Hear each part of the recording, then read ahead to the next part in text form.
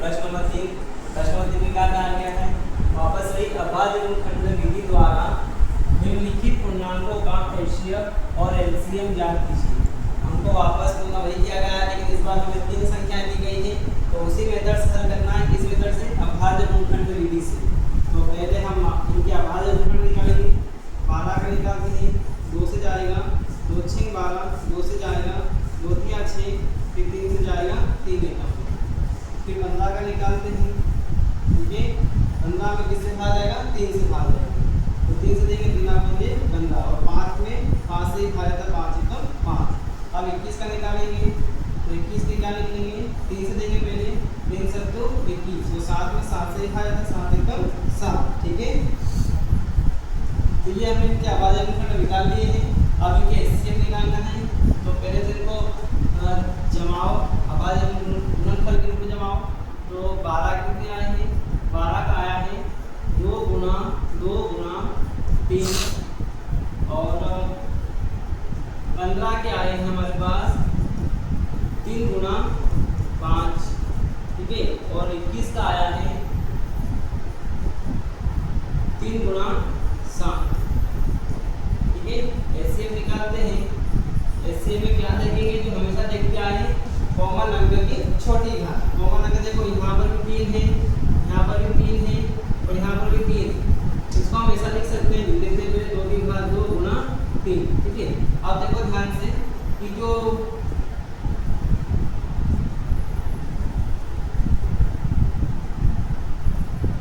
3 आया है वो दोनों जगह घातें सभी जगह समान है, यहाँ भी सब जगह एक एक घात ही है।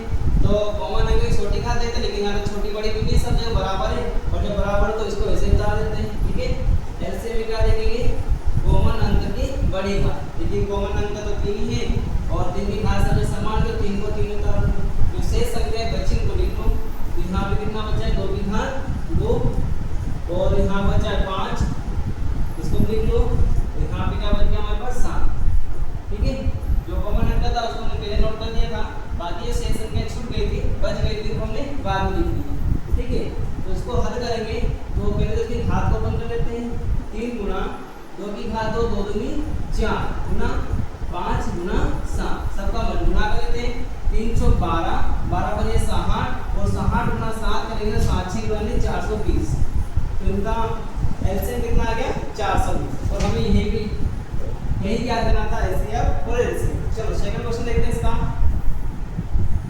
सेकंड में क्या कहा गया है? 6 72 120 का निकालना है। तो 6 के निकालते हैं, 6 के क्या आ जाएंगे? 2 से गया 3 बार, 3 से जाएगा 1 बार, फिर 72 लेंगे, 2 से जाएगा, 2 3 6, बच गया 1, बच गया 12, 2 6 12, फिर वापस 2 से लेंगे, 2 एकम 2, बच जाएगा कितना? 1, 5 वाले इसमें 2 होंगे 16, 2 8 16, वापस 2 से 2 में 18, 3 से जाएगा, 3 3 9, और 3 एकम 3। 120 के निकालते हैं, 120 का कितना जाएगा? 2 से लेंगे पहले, 2 6 12, भागे उसकी 0, वापस 2 से 2 3 6, भागे उसकी 0, वापस 2 से 2 एकम 2, बच गया 1, 2 पंजे 10। अब 3 से ना पड़ेगा, तो 3 पंजे 15, और 5 एकम 5। ठीक है, क्या बात गुणनफल को रूप में लिख लेते हैं। तो 6 के जो गुणनफल आए हैं हमारे पास 2 गुना 3, और 72 का जो गुणनफल आया है 72 का आया है हमारे पास 2। देखो यहाँ पे 2 कितनी बार है? 1 2 3 बार है, तो 2 की घात 3 लिख दो। ठीक है, और 3 कितनी बार है? 2 बार है, तो 3 की घात 2 लिख देंगे। ठीक है, उसके बाद में यहाँ पे 120 के लिखते हैं। तो 120 के जो गुणनफल आए हैं उसमें हम देखते हैं 2 जो कितनी बार आए? 3 बार आए हैं, तो 2 की घात 3 लिख देंगे, गुना 3 एक ही बार आए हैं, और 5 कितनी बार आए? वो भी एक ही बार आए। ठीक है, एचसीएफ निकालते हैं। तो एचसीएफ में क्या देखेंगे? एचसीएफ में हम देखते हैं कॉमन अंक की छोटी घात। तो कॉमन अंक देखो क्या है? यहाँ पे 2 आ रहा है, यहाँ पर भी 2 आ रहा है, यहाँ पर भी 2 आ रहा है, तीनों में 2 आ रहा है, लेकिन यहाँ पे 2 की घात 1 है, तो कॉमन अंक की छोटी घात देखते हैं, तो 2 की घात 1 लेंगे हम।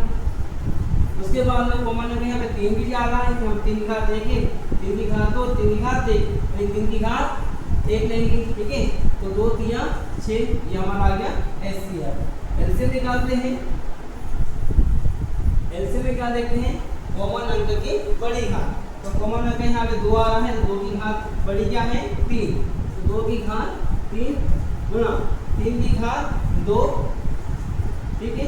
उसके बाद क्या शेष बच रहा है, यहाँ पे 5 बच गया है और कुछ छूट गया, ठीक है। अब कुछ नहीं बच रहा है, सारी चीजें नोट करनी है। अब इसको ओपन कर लेते हैं।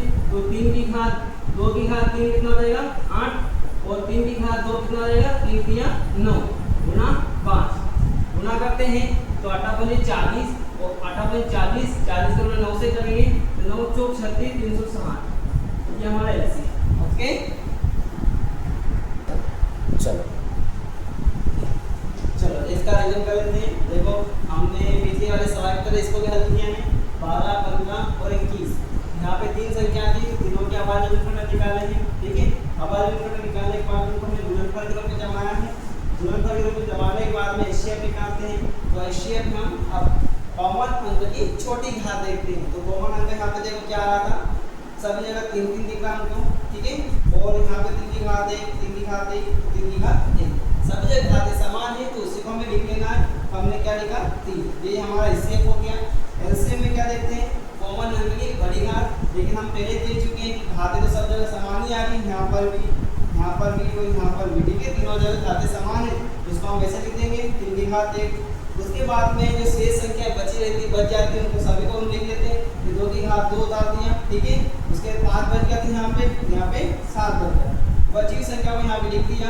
उसके बाद इसको हल करेंगे तो 3 को हमने वैसे उतारा पहले, तो 2 की घात 2 हल करने में आता है 2 दूनी 4। उसके बाद 5 बचा था 5 और 7 का 7, सब का गुणा किया तो गुणा करने में हमें क्या मिला 420, जो इसका एलसीएम है, ठीक है।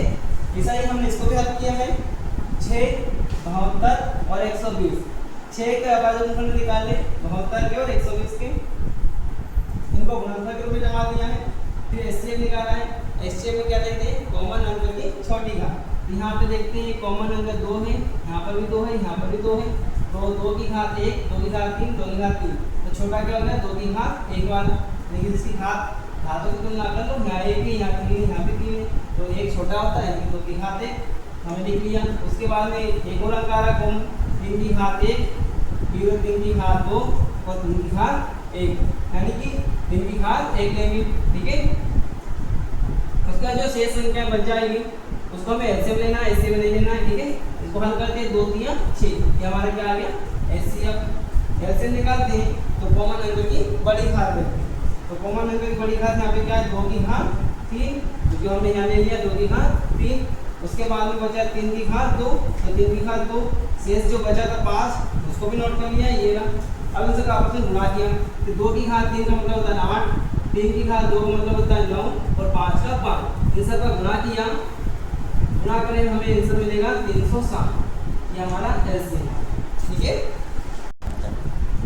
देखो आपको पूरे सवाल में ये ध्यान रखना है, जब आप एचसीएफ निकालोगे तो कॉमन अंक का क्या लिखना है, कॉमन अंक की छोटी घात लिखना है। क्या लिखना है, छोटी घात, कॉमन अंक की छोटी घात।